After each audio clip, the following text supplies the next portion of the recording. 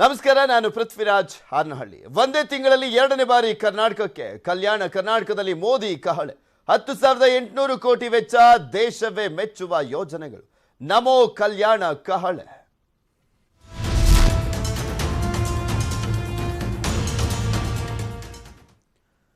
ಕರ್ನಾಟಕಕ್ಕೆ 10 ದಿನದ ಅಂತರದಲ್ಲಿ ಎರಡನೇ ಬಾರಿಗೆ ಪ್ರಧಾನಮಂತ್ರಿ ನರೇಂದ್ರ ಮೋದಿ ಅವರು ಭೇಟಿಯನ್ನ ಕೊಡ್ತಾ ಇರುವಂತದ್ದು. ಎಲೆಕ್ಷನ್ ಬೇರೆ ಹತ್ತಿರ ಇರುವಂತ ಹಿನ್ನೆಲೆಯಲ್ಲಿ ಇನ್ನು ಮೇಲೆ ಈ ರೀತಿಯಾಗಿ ಭೇಟಿಗಳು ಜಾಸ್ತಿ ಆಗ್ತಾನೆ ಹೋಗುತ್ತೆ. ಪ್ರಧಾನಮಂತ್ರಿಗಳದ್ದು ಸಹಜವಾಗಿ ಮತ ಬೇಟೆನೇ ಇದು. ಎರಡನೇ ಬಾರಿಗೆ ರಾಜ್ಯಕ್ಕೆ ಮೋದಿ ಭೇಟಿಯನ್ನ ಕೊಡ್ತಾ ಇದ್ದಾರೆ 10 ದಿನದ ಅಂತರದಲ್ಲಿ. ಕಲ್ಯಾಣ ಕರ್ನಾಟಕ ಭಾಗದಲ್ಲಿ ಪ್ರಧಾನಮಂತ್ರಿಗಳು ಪ್ರವಾಸವನ್ನ ಹಮ್ಮಿಕೊಂಡಿರುವಂಥದ್ದು. ಯಾದಗಿರಿ ಮತ್ತೆ ಕಲಬುರಗಿಯಲ್ಲಿ ಇವತ್ತು ಸಮಾವೇಶಗಳಲ್ಲಿ ಭಾಗಿಯಾಗ್ತಾ ಇದ್ದಾರೆ. 10,800 ಕೋಟಿ ಮೊತ್ತದ ಯೋಜನೆಗಳಿಗೆ ಚಾಲನೆಯನ್ನ ಕೊಡಲಿದ್ದಾರೆ ಮೋದಿ. ಏನೇ ಟ್ವೀಟ್ ಮಾಡಿದ್ರು, ಕರ್ನಾಟಕದ ಜನರ ನಡುವೆ ಇರಲಿಕ್ಕೆ ಉತ್ಸಾಹ ಅಂತ ಕನ್ನಡದಲ್ಲೇ ಟ್ವೀಟ್ ಅನ್ನ ಮಾಡಿದ್ರು ಪ್ರಧಾನಮಂತ್ರಿಗಳು. ನೀವು ನೋಡ್ಬೋದು ಬಿಜೆಪಿ ಎಷ್ಟು ನೀಟಾಗಿ ಸಾರ್ವತ್ರಿಕ ಚುನಾವಣೆ ಎದುರಿಸುವಂತ ನಿಟ್ಟಿನಲ್ಲಿ, ಮತದಾರರನ್ನ ಸೆಳೆಯುವಂತ ನಿಟ್ಟಿನಲ್ಲಿ ಪ್ಲಾನ್ ಅನ್ನು ಮಾಡ್ಕೊಳ್ತಾ ಇದೆ ಅಂತ. ಅದೀಗ ಆಲ್ರೆಡಿ ಹಳೆ ಮೈಸೂರು ಭಾಗಕ್ಕೆ ಅಮಿತ್ ಶಾ ಅವರು ಬಂದು ಹೋಗಿದ್ದಾಗಿರ್ಬೋದು. ಮಧ್ಯ ಕರ್ನಾಟಕ ಭಾಗಕ್ಕೆ ಬಿಜೆಪಿ ರಾಷ್ಟ್ರೀಯ ಅಧ್ಯಕ್ಷ JP ನಡ್ಡಾ ಬಂದಿದ್ದಾಗಿರ್ಬೋದು. ಉತ್ತರ ಕರ್ನಾಟಕ ಭಾಗಕ್ಕೆ ಅಂದ್ರೆ ಮೊನ್ನೆ ಹುಬ್ಬಳ್ಳಿಗೆ ಪ್ರಧಾನಮಂತ್ರಿಗಳು ಬಂದಿದ್ರು. 12ನೇ ತಾರೀಕು ಪ್ರಧಾನಮಂತ್ರಿಗಳು ಹುಬ್ಬಳ್ಳಿಗೆ ಬಂದಿದ್ರು. ಇವತ್ತು ಖರ್ಗೆ ಕೋಟೆಗೆ ಬರ್ತಾ ಇದ್ದಾರೆ. ಖರ್ಗೆ ಕೋಟೆಯಲ್ಲಿ ಮೋದಿ ಬೇಟೆ.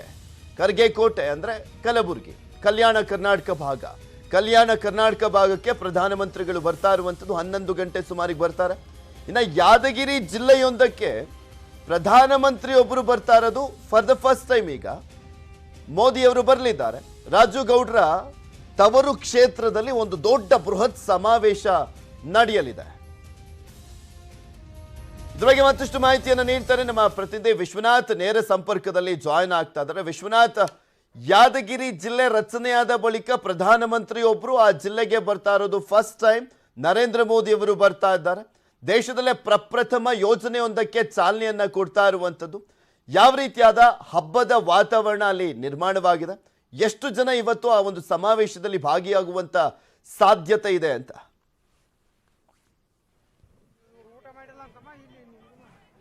ಪೃಥ್ವಿ, ನಿಜ, ಖಂಡಿತ ಕಲ್ಯಾಣ ಕರ್ನಾಟಕ ಭಾಗದ ನೂತನವಾಗಿ ಏನು ಘೋಷಣೆಯಾದಂಥ ಯಾದಗಿರಿ ಜಿಲ್ಲೆ ಏನಿದೆಯಲ್ಲ, ಈ ಒಂದು ಜಿಲ್ಲೆಗೆ ಇದೇ ಪ್ರಪ್ರಥಮ ಬಾರಿಗೆ ದೇಶದ ಒಬ್ಬ ಪ್ರಧಾನಮಂತ್ರಿಗಳು ಭೇಟಿ ನೀಡ್ತಿರ್ತಕ್ಕಂಥದ್ದು. ಆ ಹಿನ್ನೆಲೆಯಲ್ಲಿ ಈಗಾಗಲೇ ಬೃಹತ್ವಾದಂತಹ ಒಂದು ವೇದಿಕೆ, 100 ಎಕರೆ ಪ್ರದೇಶದಲ್ಲಿ ಇವತ್ತು ಬೃಹತ್ ವೇದಿಕೆ ಈಗಾಗಲೇ ಸಿದ್ಧಗೊಂಡಿದೆ. ಅದರ ಜೊತೆಗೆ ಈಗಾಗಲೇ ಜನಸಾಗರವೇ ಈ ಒಂದು ವೇದಿಕೆಯತ್ತ ಹರಿದು ಬರ್ತಾ ಇದೆ. ಯಾಕಂತ ಕೇಳಿದ್ರೆ ಇವತ್ತಿನ ಈ ಒಂದು ಕಾರ್ಯಕ್ರಮದಲ್ಲಿ ಸರಿಸುಮಾರು 2 ಲಕ್ಷದಿಂದ 3 ಲಕ್ಷ ಜನ ಸೇರ್ತಕ್ಕಂತಹ ನಿರೀಕ್ಷೆ ಇದೆ. ಹಾಗಾಗಿ ಇವತ್ತು ಆ ಒಂದು ಜನರಿಗಾಗಿ ಸಕಲ ರೀತಿಯಾದಂತಹ ವ್ಯವಸ್ಥೆಯನ್ನು ಕೂಡ ಈ ಒಂದು ಕೊಡೆಕಲ್ ಗ್ರಾಮದ ಹೊರಭಾಗದಲ್ಲಿ ಬೃಹತ್ ಆಗಿರ್ತಕ್ಕಂಥ ಪೆಂಡಲ್ ಏನ್ ಹಾಕಿದ್ದಾರೆ, ಈ ಒಂದು ಪೆಂಡಲ್ ನಲ್ಲಿ ಆ ವ್ಯವಸ್ಥೆಯನ್ನ ಮಾಡಲಾಗಿದೆ, ಆಸನಗಳನ್ನು ಮಾಡಲಾಗಿದೆ. ಸರಿಸುಮಾರು 2 ಲಕ್ಷ ಜನ ಕೂರ್ತಕ್ಕಂತಹ ವ್ಯವಸ್ಥೆಯನ್ನು, ಆಸನದ ವ್ಯವಸ್ಥೆಗಳು ಕೂಡ ಪೆಂಡಲ್ ನಲ್ಲಿದೆ ಪೃಥ್ವಿ. ಅದರ ಜೊತೆಗೆ ಹೀಗೆ ಕಾರ್ಯಕ್ರಮಕ್ಕೆ ಬರ್ತಕ್ಕಂತಹ ಸಾರ್ವಜನಿಕರು ಏನಿದ್ದಾರೆ, ಹೀಗೆ ಬರ್ತಕ್ಕಂಥ ಸಾರ್ವಜನಿಕರಿಗೆ ಊಟದ ವ್ಯವಸ್ಥೆಯನ್ನು ಕೂಡ ತುಂಬಾ ಅಚ್ಚುಕಟ್ಟಾಗಿ ಮಾಡಿರ್ತಕ್ಕಂಥದ್ದು ಕಂಡು ಬರ್ತದೆ. ಸರಿಸುಮಾರು 250 ಕೌಂಟರ್ಗಳನ್ನ ಹಾಕಿ ಹೀಗೆ ಏನ್ ಕಾರ್ಯಕ್ರಮಕ್ಕೆ ಬರ್ತಕ್ಕಂತಹ ನೆಚ್ಚಿನ ಪ್ರಧಾನಿಯನ್ನ ಕಣ್ತುಂಬಿಕೊಳ್ಳೋದಕ್ಕೆ, ಅವರ ಮಾತನ್ನ ಆಲಿಸೋದಕ್ಕೆ ಬರ್ತಕ್ಕಂತಹ ಏನ್ ಜನ ಇದ್ದಾರೆ, ಆ ಸಾರ್ವಜನಿಕರಿಗಾಗಿ ಊಟದ ವ್ಯವಸ್ಥೆಯನ್ನು ಕೂಡ ನಾನು ದೃಶ್ಯದಲ್ಲಿ ನಿಮಗೆ ತೋರಿಸ್ತಾ ಹೋಗ್ತೀನಿ. ಇದು ಬೆಳಗಿನ ಉಪಹಾರ ನಡೀತಾ ಇದೆ ಪೃಥ್ವಿ. ಮಧ್ಯಾಹ್ನದ ಊಟಕ್ಕೂ ಕೂಡ ಸಾಕಷ್ಟು ರೀತಿಯಾದಂತಹ ಭಕ್ಷ್ಯಗಳು ಕೂಡ ರೆಡಿಯಾಗಿದ್ದಾವೆ. ಹಾಗಾಗಿ ಹಲವು ಮಹತ್ವದ ಸರಿಸುಮಾರು 10,500 ಕೋಟಿ ಪ್ರಧಾನಮಂತ್ರಿ ನರೇಂದ್ರ ಮೋದಿ ಅವರೇ ಟ್ವಿಟರ್ ನಲ್ಲಿ ಹೇಳಿಕೊಂಡಂತೆ ಸರಿಸುಮಾರು 10,500 ಕೋಟಿ ರೂಪಾಯಿ ವೆಚ್ಚದ ವಿಶೇಷ ಯೋಜನೆಗಳಿಗೆ ಇವತ್ತು ಮೋದಿ ಅವರು ಚಾಲನೆ ನೀಡ್ತಾ ಇದ್ದಾರೆ. ಹಾಗಾಗಿ ಇವತ್ತು ಈ ಒಂದು ಕಲ್ಯಾಣ ಕರ್ನಾಟಕ ಭಾಗದ ಜನ ಏನಿದ್ದಾರೆ, ಇವರು ಪ್ರಧಾನಮಂತ್ರಿಯನ್ನ ಕಣ್ತುಂಬಿಕೊಳ್ಳೋದು ಒಂದು ಕಡೆ ಆದ್ರೆ, 1,000 ಕೋಟಿ ರೂಪಾಯಿ ವೆಚ್ಚದ ಯೋಜನೆಗಳು ನಮ್ಮ ಕ್ಷೇತ್ರದಲ್ಲಿ, ನಮ್ಮ ಭಾಗದಲ್ಲಿ ಇವತ್ತು ಆಗ್ತಾ ಇದಾವೆ ಅಂತ ಹೇಳಿದ್ರೆ ಅದು ನಮ್ಮ ಸೌಭಾಗ್ಯ ಅಂತಕ್ಕಂತಹ ಒಂದು ಖುಷಿಯನ್ನ ಸಾರ್ವಜನಿಕರು ವ್ಯಕ್ತಪಡಿಸ್ತಾ ಇದ್ದಾರೆ. ಅದೇ ರೀತಿಯಾಗಿ ಅನೇಕ ಜನ ಈಗ ವೇದಿಕೆಗೆ 12 ಗಂಟೆ ನಂತರದಲ್ಲಿ ವೇದಿಕೆಯ ಕಾರ್ಯಕ್ರಮ ಆರಂಭವಾಗ್ತಕ್ಕಂತಹ ಹಿನ್ನೆಲೆಯಲ್ಲಿ ವೇದಿಕೆಯತ್ತ ಕೂಡ ಸಾಕಷ್ಟು ಜನಸಾಗರವೇ ಇವತ್ತು ಹರಿದು ಬರ್ತಾ ಇದೆ ಪೃಥ್ವಿ. ಓಕೆ ವಿಶ್ವನಾಥ್, ಇದು ಯಾದಗಿರಿ ಜಿಲ್ಲೆಯ ಬಗ್ಗೆ ನಮ್ಮ ಪ್ರತಿನಿಧಿ ಹೇಳಿದ್ರು. ಇನ್ನ ಕಲಬುರಗಿ ಜಿಲ್ಲೆಯಲ್ಲಿ ಯಾವ ರೀತಿಯಾಗಿದೆ ವ್ಯವಸ್ಥೆಯನ್ನ ಮಾಡಿಕೊಳ್ಳಲಾಗಿದೆ ಅನ್ನುವಂಥದ್ರ ಬಗ್ಗೆ ಮಾಹಿತಿಯನ್ನ ನೀಡ್ತಾರೆ ನಮ್ಮ ಕಲಬುರಗಿಯ ಪ್ರತಿನಿಧಿ ಅರುಣ್ ಕುಮಾರ್ ಕದಂ. ನೇರ ಸಂಪರ್ಕದಲ್ಲಿ ಜಾಯಿನ್ ಆಗ್ತಾ ಇದ್ದಾರೆ. ಅರುಣ್, ಖರ್ಗೆ ಕೋಟೆಯಲ್ಲಿ ಮೋದಿ ಭೇಟಿ ಆಡ್ತಾ ಇರುವಂಥದ್ದು, ಮತ ಬೇಟೆ, ಸಾರ್ವತ್ರಿಕ ಚುನಾವಣೆ ಹಿನ್ನೆಲೆಯಲ್ಲಿ ಈ ಒಂದು ಭೇಟಿ ಅಂತ ಹೇಳಿದ್ರೆ ತಪ್ಪಾಗ್ಲಿಕ್ಕಿಲ್ಲ. ಹಾಗೆ 51,900 ಕುಟುಂಬದ ತಾಂಡದ ಕುಟುಂಬಗಳಿಗೆ ಒಂದು ಹಕ್ಕುಪತ್ರ ವಿತರಣೆ ಆಗ್ತಾ ಇರುವಂಥದ್ದು ಕೂಡ ಒಂದು ರೀತಿಯಾದಂಥ ಗಿನ್ನಿಸ್ ರೆಕಾರ್ಡ್ ಆಗ್ತಾ ಇದೆ. ಯಾವ ರೀತಿಯಾದಂಥ ವ್ಯವಸ್ಥೆಯನ್ನು ಮಾಡಿಕೊಳ್ಳಲಾಗಿದೆ, ಸಿದ್ಧತೆಯನ್ನು ಮಾಡಿಕೊಳ್ಳಲಾಗ್ತದೆ? ಈ ಸಮಾವೇಶದಲ್ಲಿ ಎಷ್ಟು ಜನ ಸೇರುವಂತ ಸಾಧ್ಯತೆ ಇದೆ? ಬಿಜೆಪಿಲಿ ಉತ್ಸಾಹವನ್ನು ಹೆಚ್ಚಿಸಿದೆ ಈ ಸಮಾವೇಶ, ಮೋದಿ ಭೇಟಿ?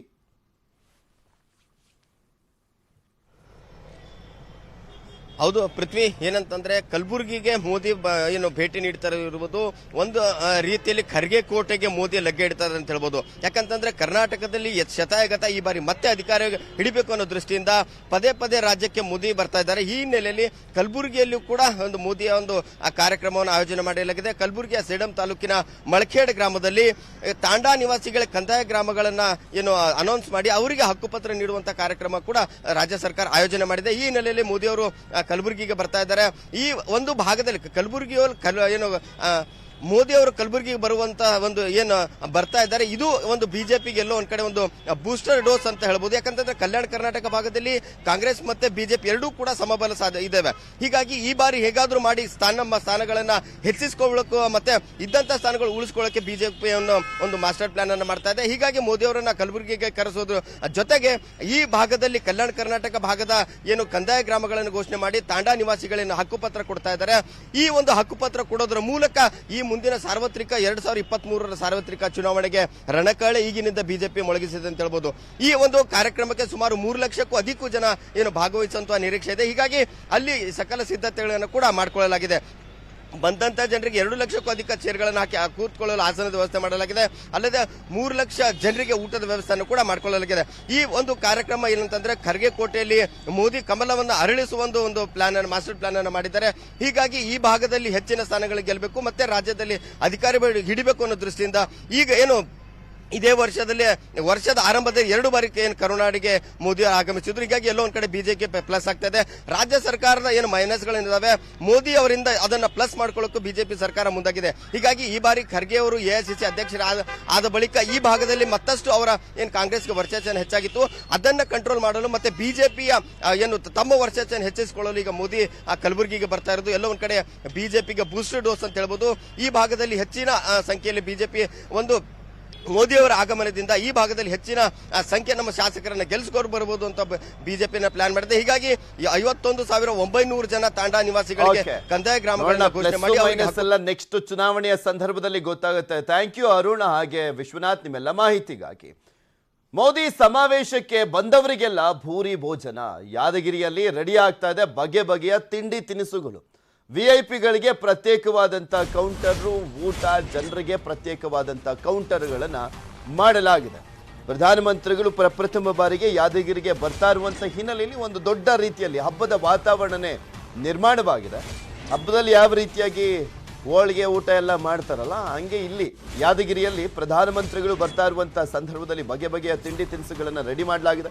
ಹೋಳಿಗೆ, ಚಪಾತಿ, 2 ಥರದ ಕುರ್ಮಾ, ಕಾಳು ಪಲ್ಯ, ಗಣ್ಯರಿಗೆ ಉತ್ತರ ಕರ್ನಾಟಕ ಶೈಲಿಯ ಅಡುಗೆಯನ್ನ ತಯಾರು ಮಾಡಲಾಗಿರುವಂಥದ್ದು. ವಿಐಪಿಗಳಿಗಂತಾನೆ ಪ್ರತ್ಯೇಕವಾಗಿ ಊಟದ ಕೌಂಟರನ್ನು ಕೂಡ ಮಾಡಲಾಗಿದೆ.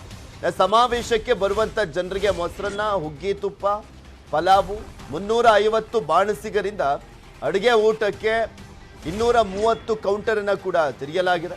ಯಾದಗಿರಿಯಲ್ಲಿ ರೆಡಿ ಆಗ್ತಾ ಇದೆ ಬಗೆ ಬಗೆಯ ತಿಂಡಿ ತಿನಿಸುಗಳು.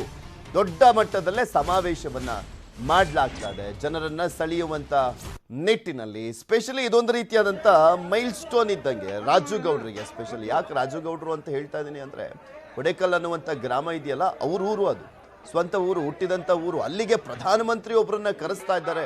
ಫಸ್ಟ್ ಟೈಮ್ ಪ್ರಧಾನಮಂತ್ರಿಗಳು ಯಾದಗಿರಿಗೆ ಬರ್ತಾ ಇರೋದು.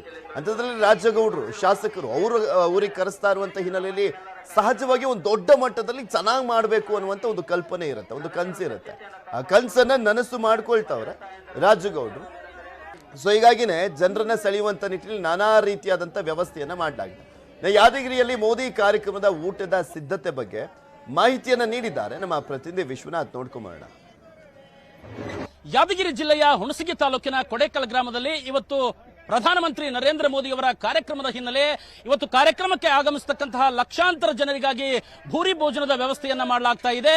ನಾನಿವತ್ತು ಏನು ಕೊಡೇಕಲ್ ಹೊರಭಾಗದಲ್ಲಿ ಏನು ಹಾಕಲಾಗಿರ್ತಕ್ಕಂತಹ ಭವ್ಯವಾದ ವೇದಿಕೆಯ ಬಲಭಾಗದಲ್ಲಿ ಇರತಕ್ಕಂತಹ 800 ಹೆಕ್ಟೇರ್ ಪ್ರದೇಶದಲ್ಲಿ ಅಡುಗೆಯನ್ನು ತಯಾರು ಮಾಡತಕ್ಕಂತಹ ಒಂದು ವ್ಯವಸ್ಥಿತವಾದಂತಹ ಪ್ರದೇಶದಲ್ಲಿ ಇದ್ದೀನಿ. ನಿಮಗೀಗ ಕಾಣಿಸ್ತಾ ಇರಬಹುದು ಮಧ್ಯಾಹ್ನದ ಊಟಕ್ಕಾಗಿ ಹುಗ್ಗಿ ಪಾಯಸ ಜೊತೆಗೆ ಪಲಾವ್ ಮತ್ತೆ ಮೊಸರನ್ನ ಕೂಡ ಸಾಕಷ್ಟು ರೀತಿಯಲ್ಲಿ ಇಲ್ಲಿ ಸಿದ್ಧವಾಗಿರ್ತಕ್ಕಂಥದ್ದು. ಬೆಳಗಿನ ಉಪಹಾರವೂ ಕೂಡ ಈಗಾಗಲೇ ತಯಾರಾಗಿ ಅದನ್ನ ಬಡಿಸ್ತಾ ಇದ್ದಾರೆ. ಸರಿಸುಮಾರು 800 ಹೆಕ್ಟೇರ್ ಪ್ರದೇಶದಲ್ಲಿ ಇವತ್ತು 300ರಿಂದ 350ಕ್ಕೂ ಹೆಚ್ಚು ಬಾಣಸಿಗರು ಈ ಒಂದು ವಿವಿಧ ರೀತಿಯ ಭಕ್ಷ್ಯ ಭೋಜನಗಳನ್ನ ಇಲ್ಲಿ ತಯಾರು ಮಾಡ್ತಾ ಇದ್ದಾರೆ. ಹೀಗೆ ತಯಾರು ಮಾಡಿರ್ತಕ್ಕಂಥ ಭಕ್ಷ್ಯ ಭೋಜನವನ್ನ ಅನೇಕ ಕೌಂಟರ್ಗಳನ್ನ ಮಾಡಿ ಬಫೆ ಸಿಸ್ಟಮ್ ಮೂಲಕ ಕಾರ್ಯಕ್ರಮಕ್ಕೆ ಬರ್ತಕ್ಕಂತಹ ಸಾರ್ವಜನಿಕರಿದ್ದಾರೆ ಅವರಿಗೆ ಊಟವನ್ನ ಬಡಿಸ್ತಕ್ಕಂತಹ ಕೆಲಸವನ್ನ ಇಲ್ಲಿ ಬಿಜೆಪಿ ಕಾರ್ಯಕರ್ತರಾದಿಯಾಗಿ ಇವತ್ತು ಬಾಣಸಿಗರೇನ್ ಬಂದಿದ್ದಾರೆ ಅವರ ಸಹಾಯಕರು ಕೂಡ ಇವತ್ತು ಆ ಒಂದು ಕೆಲಸವನ್ನ ಮಾಡೋದಕ್ಕೆ ಇವತ್ತು ನಿರತರಾಗಿದ್ದಾರೆ. ನಿಮಗೀಗ ಕಾಣಿಸ್ತಾ ಇರಬಹುದು ಸಾಕಷ್ಟು ರೀತಿಯಲ್ಲಿ ಅದೆಷ್ಟು ಬಾಂಡಲಿಗಳು ನಿಮಗೆ ಕಾಣಿಸ್ತಾ ಇರಬಹುದು. ಎಲ್ಲ ಈ ಬಾಂಡಲಿಗಳಲ್ಲಿ ಈಗಾಗಲೇ ಅಡಿಗೆ ಕೂಡ ತಯಾರಾಗಿರ್ತಕ್ಕಂಥದ್ದು. ಮೊಸರನ್ನ, ಪಲಾವ್ ಮತ್ತು ಹುಗ್ಗಿ ಪಾಯಸ ಸೇರಿದಂತೆ ಅನೇಕ ರೀತಿಯ ಭಕ್ಷ್ಯ ಭೋಜನಗಳು ಇವತ್ತು ಪ್ರಧಾನಮಂತ್ರಿಯವರ ಈ ಒಂದು ಕಾರ್ಯಕ್ರಮಕ್ಕೆ ಬರ್ತಕ್ಕಂಥ ಸಾರ್ವಜನಿಕರಿಗೆ ಸಿದ್ಧವಾಗಿದ್ದಾವೆ. ಯಾದಗಿರಿಯಿಂದ ವಿಶ್ವನಾಥ್ ಉಗಾರ್, ನ್ಯೂಸ್ 18 ಕನ್ನಡ. ಅವರು ಬಂದ್ರೆ ಬರ್ಲಿ ಅಂತಿದ್ದಾರೆ, ಇವರು ಬೇಡವೇ ಬೇಡ ಅಂತಾರೆ. ಬಂದ್ರೆ ಪಕ್ಷಕ್ಕೆ ಡೇಂಜರಾ? ಪಕ್ಷಾಂತರಿಗಳ ಪರ ನಿಂತಿದ್ಯಾರು? ಕಾಂಗ್ರೆಸ್ ಒಳಗೆ ಏನಾಗ್ತದೆ? ನ್ಯೂಸ್ 18ನಲ್ಲಿ ಇನ್ಸೈಡ್ ಸ್ಟೋರಿ, ಪಕ್ಷಾಂತರ ಪರಿಚಾಟ.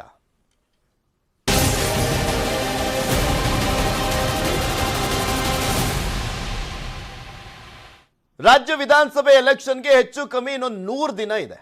ಈ ಸಂದರ್ಭದಲ್ಲಿ ಇನ್ನೇನು ಕೆಲವೇ ದಿನಗಳಲ್ಲಿ ಪಕ್ಷಾಂತರ ಪರ್ವ ಶುರುವಾಗುತ್ತೆ. ಯಾರು ಯಾವ ಪಕ್ಷಕ್ಕೆ ಜಿಗಿತಾರೆ ಅನ್ನುವಂಥದ್ದನ್ನ ಕಾದು ನೋಡಬೇಕಾಗಿದೆ.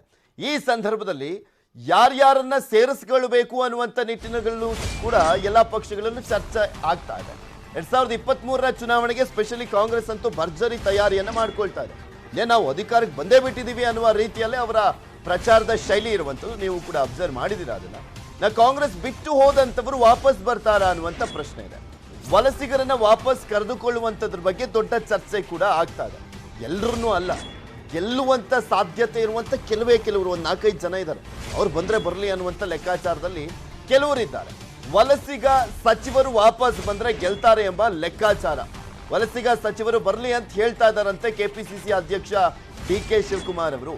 ಹೋದವರು ಬರೋದು ಬೇಡ ಅಂತ ಇದ್ದಾರಂತೆ ವಿರೋಧ ಪಕ್ಷ ನಾಯಕರಾಗಿರುವಂಥ ಸಿದ್ದರಾಮಯ್ಯ ಹಾಗೂ ಬಿ.ಕೆ. ಹರಿಪ್ರಸಾದ್ಗೆ ಪ್ರತಿಷ್ಠೆಯ ಪ್ರಶ್ನೆ. ಹರಿಪ್ರಸಾದ್ಗೆ ಯಾಕೆ ಪ್ರತಿಷ್ಠೆ ಪ್ರಶ್ನೆ ಅಂದ್ರೆ ಮೊನ್ನೆ ಇನ್ನು ಮಾತನಾಡಿದ್ರಲ್ಲ, ಸೊ ಹೀಗಾಗಿ ಅದೊಂದು ರೀತಿಯಾದಂಥ ಪ್ರತಿಷ್ಠೆ. ಈಗ ಅವ್ರು ಬಂದುಬಿಟ್ರೆ ನನ್ನ ಮಾತಿಗೆ ಅರ್ಥನೇ ಇಲ್ಲ, ಬೆಲೆನೇ ಇರಲ್ಲ ಅನ್ನಂಗೆ ಆಗುತ್ತೆ ಅಂತ ಬಿ.ಕೆ. ಹರಿಪ್ರಸಾದ್ ಅವರ ಲೆಕ್ಕಾಚಾರ.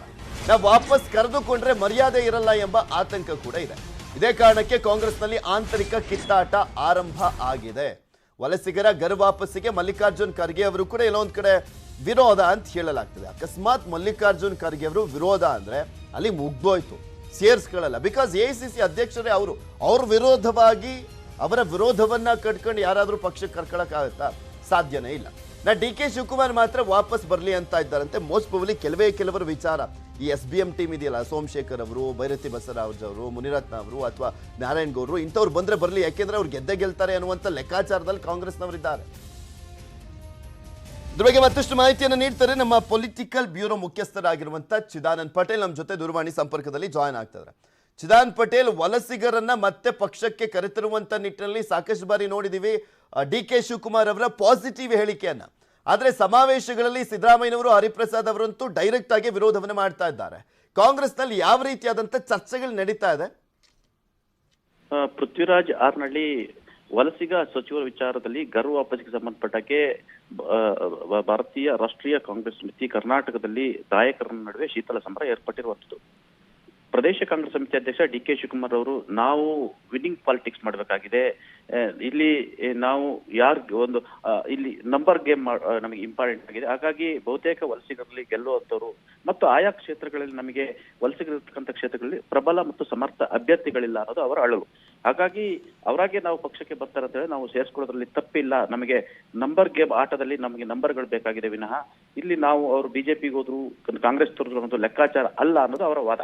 ಹಾಗಾಗಿ ಗರ್ ವಾಪಸ್ಸಿಗೆ ವಲಸಿಗ ಸಚಿವರಿಗೆ ಡಿ.ಕೆ. ಶಿವಕುಮಾರ್ ಅವರು ಮುಕ್ತ ಆಹ್ವಾನವನ್ನು ನೀಡಿದ್ದಾರೆ. ಆದ್ರೆ ಈಗಾಗಲೇ ವಲಸಿಗ ಸಚಿವರು ಪಕ್ಷವನ್ನು ತೊರೆದು ಹೋಗಿರುವಂತದ್ದು, ಸರ್ಕಾರವನ್ನು ಬೀಳಿಸುವಾಗಿರುವಂತದ್ದು, ಅಲ್ಲದೆ ಅವರನ್ನ ಮತ್ತೆ ಪಕ್ಷಕ್ಕೆ ವಾಪಸ್ ತೆಗೆದುಕೊಂಡ್ರೆ ಒಳ್ಳೆ ಸೈಲೆಂಟ್ ಮತದಾರರ ವಿಚಾರದಲ್ಲಿ ಕೆಲವೊಂದ್ ಕಡೆ ನಮ್ಮ ಪಕ್ಷಕ್ಕೆ ಬ್ಯಾಡ್ ಇಮೇಜ್ ಬರುತ್ತೆ. ಸಾಮಾಜಿಕ ಜಾಲತಾಣ ಮತ್ತು ಮಾಧ್ಯಮಗಳು ಕೂಡ ಟೀಕೆಗೆ ನಮ್ಮನ್ನು ಗುರಿ ಮಾಡ್ತವೆ. ಜೊತೆಗೆ ಸ್ವತಃ ಭಾರತೀಯ ಜನತಾ ಪಕ್ಷ ಮತ್ತು JDS ಕೂಡ ನಮ್ಮ ವಿರುದ್ಧ ಹರಿಯಾಯ್ತವೆ. ಕೆಲವೊಂದ್ ಕಡೆ ಬ್ಯಾಡ್ ಇಂಪ್ರೆಷನ್ ಬರುತ್ತೆ. ಯಾವುದೇ ಕಾರಣಕ್ಕೂ ಅವರು ಬೇಡ ಮತ್ತು ಕಾಂಗ್ರೆಸ್ನ ತೊರೆದೋದಂತವ್ರನ್ನ ಮತ್ತೆ ವಾಪಸ್ ಕರೆಸ್ಕೊಳ್ಳೋದ್ರಿಂದ ಆಯಾ ಸ್ಥಳೀಯ ಕ್ಷೇತ್ರದಲ್ಲಿ ಒಂದಿಲ್ಲಿ ಗೆಲುವೊಂದೇ ಮಾನದಂಡ ಆಗಿದೆ ಎಲ್ಲ ಪಕ್ಷಗಳಿಗೂ ಕೂಡ.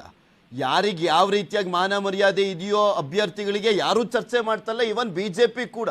ಇಂಥದ್ರಲ್ಲಿ ಕಾಂಗ್ರೆಸ್ನಲ್ಲಿ ಈ ಚರ್ಚೆ ಆಗ್ತಾ ಇರುವಂಥದ್ದೇ ಒಂದು ರೀತಿಯಾಗಿ ಕುತೂಹಲ ಅನ್ಸುತ್ತೆ ನನಗೆ. ಖಂಡಿತವಾಗಿ ಈಗಾಗಲೇ BK ಹರಿಪ್ರಸಾದ್ ಸಿದ್ದರಾಮಯ್ಯ ವಿರೋಧವನ್ನು ವ್ಯಕ್ತಪಡಿಸಿದ್ದಾರೆ. ವೇದಿಕೆಗಳಲ್ಲೇ ಬಹಿರಂಗವಾಗಿ ಅವರ ವಿರುದ್ಧ ಚಾಟಿ ಬೀಸ್ತಿದ್ದಾರೆ. ಆದ್ರೆ DK ಶಿವಕುಮಾರ್ ಅವರು ಪಕ್ಷಕ್ಕೆ ಬರುವವರಿಗೆ ಸ್ವಾಗತ, ಅವರು ಯಾರು ಬೇಕಾದ್ರೂ ಬರ್ಬೋದು, ಅರ್ಜಿ ಹಾಕ್ಬೋದು ಅನ್ನೋ ಮುಖಾಂತರ ಅವ್ರನ್ನ ಪ್ರತಿದಿನ ಕೂಡ ಇನ್ವೈಟ್ ಅನ್ನ ಮಾಡ್ತಿದ್ದಾರೆ. ಎಲ್ಲೊಂದ್ ಕಡೆ AICCಯ ರಾಷ್ಟ್ರೀಯ ಅಧ್ಯಕ್ಷ ಮಲ್ಲಿಕಾರ್ಜುನ್ ಖರ್ಗೆ ಕೂಡ ಗರ್ವ ವಾಪಸ್ಸಿಗೆ ವಿರೋಧವನ್ನು ವ್ಯಕ್ತಪಡಿಸಿರುವಂಥದ್ದು. ಆದ್ರೆ DK ಶಿವಕುಮಾರ್ ಕೂಡ ತಮ್ಮ ಆಹ್ವಾನವನ್ನ ಮುಂದುವರಿಸಿರುವಂಥದ್ದು. ಗರ್ವ ವಾಪಸ್ಸಿಗೆ ಅನೇಕ ಸಚಿವರು ಬರಲಿ ಅನ್ನೋದು, ಅಂದ್ರೆ ಕಾಂಗ್ರೆಸ್ನಿಂದ ವಲಸೆ ಹೋದಂತವರು ಬರಲಿ ಅನ್ನೋದು ಅವರ ಆಹ್ವಾನ. ಆದ್ರೆ ಸದ್ಯಕ್ಕೆ ಇದೀಗ ಸಿದ್ದರಾಮಯ್ಯ ಮತ್ತು BK ಹರಿಪ್ರಸಾದ್ ಸೇರಿದಂತೆ ಅನೇಕರು ವಿರೋಧವನ್ನು ವ್ಯಕ್ತಪಡಿಸಿದ್ದಾರೆ. ಈ ವಿಚಾರವಾಗಿ ಒಂದಷ್ಟು ಕಾಂಗ್ರೆಸ್ ಪಕ್ಷದಲ್ಲಿ ನಾಯಕರ ನಡುವೆ ಗೊಂದಲ ಉಂಟಾಗಿರುವಂಥದ್ದು, ದ್ವಂದ್ವ ಹೇಳಿಕೆಗಳು ಉಂಟಾಗಿರುವಂಥದ್ದು, ಒಂಥರ ಪರೋಕ್ಷವಾಗಿ ಇದೊಂಥರ ಶೀತಲ ಸಮರ ಅಂತ ಹೇಳಿದ್ರು ತಪ್ಪಾಗಲಾರದು. Prithvi. Okay, thank you Chidan Patel ನಿಮ್ಮೆಲ್ಲ ಮಾಹಿತಿ. ಪ್ರಧಾನಿ ಮೋದಿ ಯಾದಗಿರಿಯಲ್ಲಿ ಸ್ಕಾಡಾ ಯೋಜನೆಗೆ ಚಾಲನೆಯನ್ನ ನೀಡಲಿದ್ದಾರೆ. ಹುಣಸಗಿಯ ಕೊಡೇಕಲ್ ಗ್ರಾಮದಲ್ಲಿ ಕಾರ್ಯಕ್ರಮ ನಡೆಯಲಿರುವಂಥದ್ದು. ನಾರಾಯಣಪುರ ಮತ್ತು ಭೀಮರಾಯನ ಗುಡಿ ಮೂಲಕ ರೈತರ ಜಮೀನಿಗೆ ನೇರವಾಗಿ ನೀರನ್ನ ಪೂರೈಸುವಂತ ಯೋಜನೆ ಇದಾಗಿದೆ. GIS ಆಧಾರಿತ ಸ್ವಯಂಚಾಲಿತ ಯಾಂತ್ರೀಕೃತ ತಂತ್ರಜ್ಞಾನ ಅಳವಡಿಸಿರುವಂತ ಡ್ಯಾಂನಿಂದ ಗೇಟ್ ಓಪನ್ ಮಾಡಿ ಡೈರೆಕ್ಟ್ ರೈತರ ಜಮೀನಿಗೆ ನೀರು ಹರಿಸುವಂತ ಯೋಜನೆ ದೇಶದಲ್ಲೇ ಪ್ರಪ್ರಥಮ ಬಾರಿಗೆ ಯಾದಗಿರಿಯಲ್ಲಿ ಚಾಲನೆಯನ್ನ ನೀಡಲಾಗ್ತಾ ಇದೆ. ಕುಳಿತ ಜಾಗದಿಂದ ದೂರದಲ್ಲಿರುವಂತಹ ಗೇಟ್ಗಳನ್ನ ಓಪನ್ ಮಾಡಿ ಅನ್ನದಾತರ ಜಮೀನಿಗೆ ನೀರನ್ನ ಬಿಡುಗಡೆ ಮಾಡಬಹುದಾಗಿದೆ. ಈ ಯೋಜನೆಯಲ್ಲಿ ನಾರಾಯಣಪುರ ಗ್ರಾಮದಲ್ಲಿರುವಂತಹ ಸ್ಕಾಡಾ ಕಂಟ್ರೋಲ್ ಸೆಂಟರ್ನಿಂದ ಎಲ್ಲವನ್ನೂ ಕೂಡ ನಿಯಂತ್ರಿಸಲಾಗುತ್ತೆ. ಈ ಬಗ್ಗೆ ನಮ್ಮ ಯಾದಗಿರಿಯ ಪ್ರತಿನಿಧಿ ನಾಗಪ್ಪ ಮಾಲಿಪಾಟೀಲ್ ಅವರದ್ದು ಪ್ರತ್ಯಕ್ಷ ವರದಿಯನ್ನು ಕೊಟ್ಟಿದ್ದಾರೆ, ನೋಡೋಣ. ಬರದ ಬವಣೆ ನಿವಾರಿಸಲು, ಕೃಷಿ ಉತ್ಪಾದನೆ ಹೆಚ್ಚಿಸಲು ಕೇಂದ್ರ ಸರ್ಕಾರ ಮೊಟ್ಟ ಮೊದಲ ಬಾರಿಗೆ ಯಾದಗಿರಿ ಜಿಲ್ಲೆಯಲ್ಲಿ ಸ್ಕಾಡಾ ಯೋಜನೆ ಜಾರಿಗೆ ತಂದಿದೆ.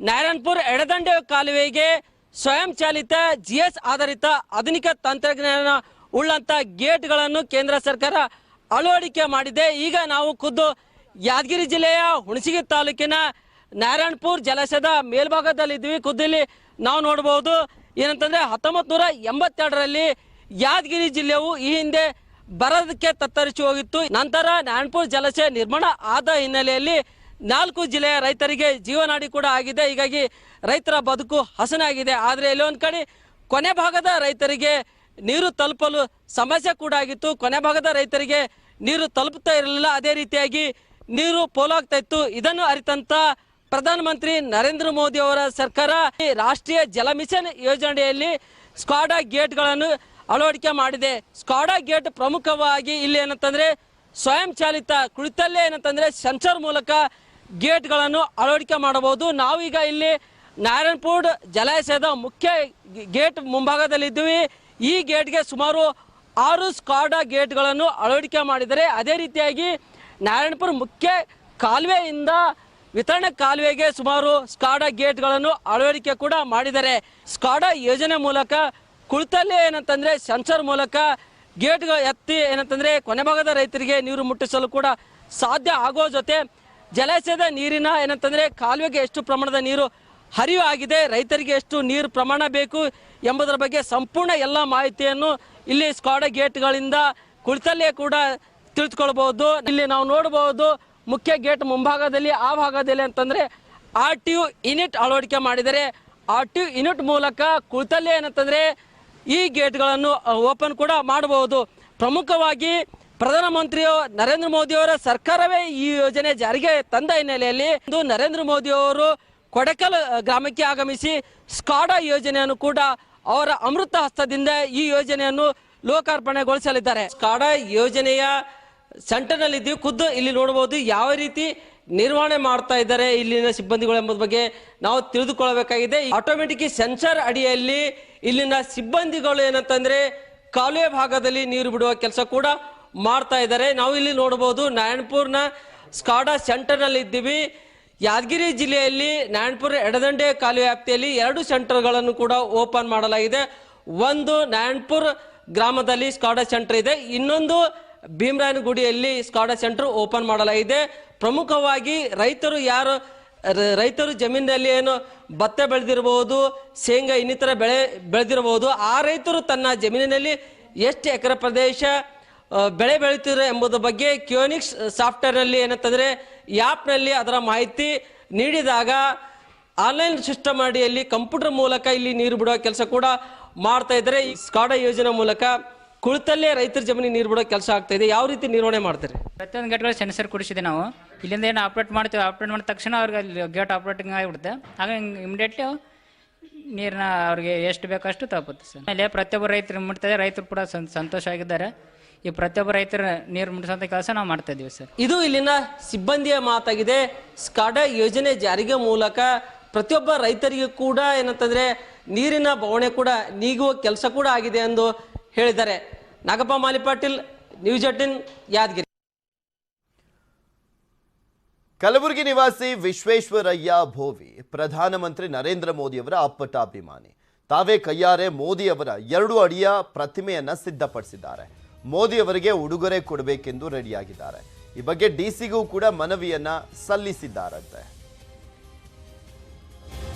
ಪ್ರತಿಮೆ ಕುರಿತು ಕಲಬುರಗಿಯ ಪ್ರತಿನಿಧಿ ಅರುಣ್ ಕುಮಾರ್ ಕದಂ ಅವರನ್ನ ಮಾತನಾಡಿಸಿದ್ದಾರೆ. ಹೆಚ್ಚಿನ ಮಾಹಿತಿಯನ್ನು ಕೊಟ್ಟಿದ್ದಾರೆ, ನೋಡೋಣ.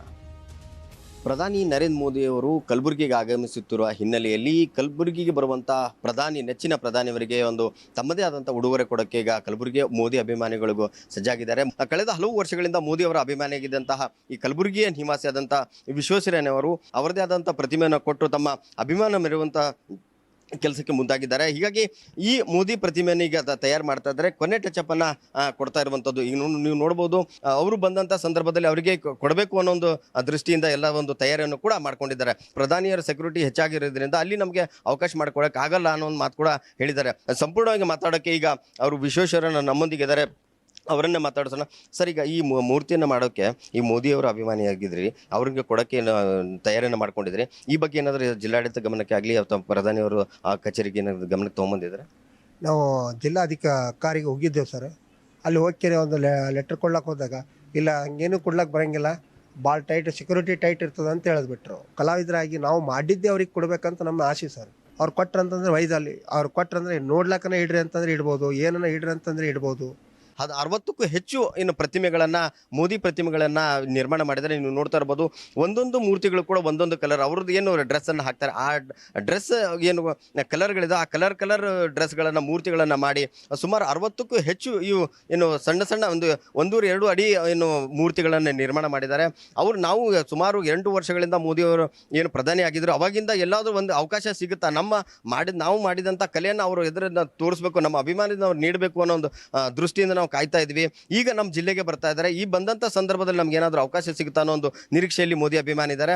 ಈ ತಮ್ಮ ಉಡುಗೊರೆನ ಕೊಡಕ್ಕೆ ಅವಕಾಶ ಸಿಗುತ್ತಾ ಅನ್ನೋ ಒಂದು ಯಕ್ಷ ಪ್ರಶ್ನೆಗೆ ಕಾಡ್ತಾ ಇದೆ. ಕ್ಯಾಮರಾಮನ್ ಸಂಜು ಕುಮಾರ್ ತಳವಾರ್ ಜೊತೆ ಅರುಣ್ ಕುಮಾರ್ ಕದಂ, ನ್ಯೂಸ್ 18 ಕಲಬುರಗಿ.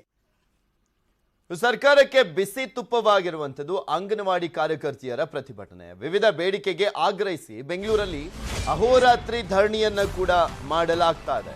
ಅಂಗನವಾಡಿ ಕಾರ್ಯಕರ್ತೆಯರ ಕಷ್ಟವನ್ನ ಕೇಳುತ್ತಾ ಸರ್ಕಾರ ಅನ್ನುವಂಥ ಒಂದು ಪ್ರಶ್ನೆ ಕೂಡ ಇರುವಂಥದ್ದು. ಸಾಕಷ್ಟು ಯೋಜನೆಗಳು ಎಲ್ಲ ವರ್ಗದವರಿಗೂ ಒಂದೊಂದು ಪಕ್ಷದವರು ಕೂಡ ಘೋಷಣೆ ಮಾಡ್ತಾ ಇರುವಂಥದ್ದನ್ನು ಗಮನಿಸ್ತಾ ಇದ್ದೀರಾ. ಈಗ ಅಂಗನವಾಡಿ ಕಾರ್ಯಕರ್ತೆಯರು ತಮ್ಮ ಬೇಡಿಕೆಗಳನ್ನು ಮುಂದಿಟ್ಟು ಸರ್ಕಾರದ ವಿರುದ್ಧ ಆಕ್ರೋಶವನ್ನು ವ್ಯಕ್ತಪಡಿಸ್ತಾ ಇದ್ದಾರೆ, ಪ್ರತಿಭಟನೆಯನ್ನು ಮಾಡ್ತಾ ಇದ್ದಾರೆ. ಎಸ್ಪೆಷಲಿ ಅಹೋರಾತ್ರಿ ಧರಣಿಯನ್ನು ಕೂಡ ಮಾಡಿರುವಂಥದ್ದು. ಈ ಚಳಿಯಲ್ಲಿ ಸರ್ಕಾರದ ಸಚಿವರು ಯಾರಾದರೂ ಹೋಗಿ ಮಾತನಾಡಿಸ್ತಾರಾ, ಅವರ ಬೇಡಿಕೆಗೆ ಸ್ಪಂದಿಸ್ತಾರಾ ಅನ್ನುವಂಥದ್ದನ್ನು ಕಾದು ನೋಡಬೇಕಾಗಿದೆ. ನಾವು ಪ್ರಮುಖವಾಗಿ 5 ಬೇಡಿಕೆ ಇಟ್ಟಿದ್ದೀವಿ ಸರ್. ನಮ್ಮನ್ನ ಕಾಯಂಗೊಳಿಸಬೇಕು, ಅಂಗನವಾಡಿ ಕಾರ್ಯಕರ್ತೆ ಮತ್ತು ಸಹಾಯಕರನ್ನ ಕಾಯಂಗೊಳಿಸಬೇಕು. ಮತ್ತು NEP ಪ್ರಕಾರ ತೊಗೊಂಡಿದ್ದಾರೆ, ಆದರೆ NEP ಬಗ್ಗೆ ನಮ್ಗೆ ಇನ್ನೂ ಕ್ಲಾರಿಟಿ ಸಿಕ್ಕಿಲ್ಲ. ಆ ಥರ ಏನಾದರೂ ನಮ್ಮನ್ನು ತೊಗೊಂಡ್ರೆ ನಮಗೆ 31,000 ಸ್ಯಾಲ್ರಿ ಹಾಕಬೇಕು ಅಂತ ಕೇಳ್ಕೊಂಡಿದ್ದೀವಿ. ಮಿನಿ ಅಂಗನವಾಡಿನ ಮೇಲ್ದರ್ಜೆಗೆ ಏರಿಸಬೇಕು ಅಂತ ಹೇಳಿ. 4ನೇದು ಬಂದು ಆರೋಗ್ಯ ವಿಮೆ, ESI ಇಲ್ಲ ನಮಗೆ, ESI ಮಾಡಿಕೊಡ್ಬೇಕು. ಮತ್ತು ಗ್ರಾಜ್ಯುಟಿ ಇದು ಸುಪ್ರೀಂ ಕೋರ್ಟ್ ಆರ್ಡರ್ ಆಗಿದ್ರು ಸಹ ನಮ್ಗೆ ಇನ್ನೂ ಗ್ರಾಜ್ಯುಟಿ ಯಾವುದೂ ಆಗಿಲ್ಲ, ಅದಾಗಬೇಕು ಅಂತ ಹೇಳಿ ಪೆನ್ಷನ್ ಬಗ್ಗೆ ಎಲ್ಲ ಕೇಳಿದ್ದೀವಿ. ಈ 5 ಬೇಡಿಕೆನ ನಾವು ಕೇಳ್ಕೊಂಡಿದ್ದೀವಿ. ನಾವು ಸರ್ಕಾರಕ್ಕೆ ಏನು ಹೇಳೋದು ಸರ್, ಇಷ್ಟು ಹೆಣ್ಮಕ್ಳು ಇಲ್ಲಿ ಚಳಿ ಮಳೆಯಲ್ಲಿ ನಡುಗ್ತಾ ಇದ್ದಾರೆ, ಚಳಿಲಿ ರಾತ್ರಿ ಬೆಡ್ಶೀಟ್ ಕೂಡ ಇಲ್ಲ, ಶಾಲ್ ಹೊತ್ಕೊಂಡು ಈ ಇದ್ರ ಮೇಲೆ ಮಲಗಿದ್ದಾರೆ, ಅವ್ರಿಗೊಂಚೂರು ಕರುಣೆ ಬಂದಿಲ್ಲ.